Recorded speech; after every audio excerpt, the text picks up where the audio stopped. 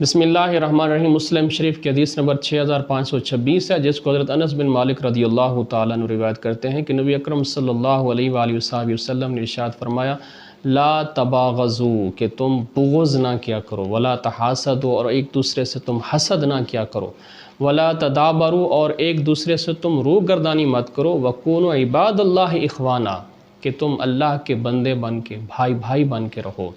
वला यहिल्लु लिमुस्लिमिन अन यहजुरा अखाहु फौqa सलास, एक मुसलमान को ये ज़ेब नहीं देता, उसके लिए जायज़ नहीं है कि वो अपने मुसलमान भाई को 3 दिन से ऊपर तक छोड़ के रखे, मतलब कि उससे बोल चाल ख़त्म कर दे, उससे ताल्लुक़ ख़त्म कर दे, ये मुसलमान के लिए जायज़ नहीं है। सबसे पहली चीज़ जिससे आका करीम अलैहिस्सलातु वस्सलाम ने मना किया है वो है बुग़्ज़।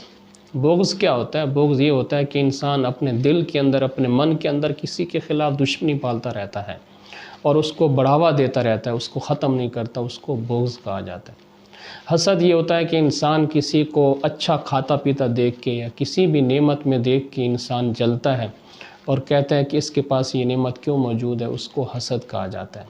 याद रखें कि सबसे पहले हसद आसमान के ऊपर इब्लीस ने किया था, शैतान बना, और ज़मीन के ऊपर सबसे पहला हसद करने वाला वो काबिल था।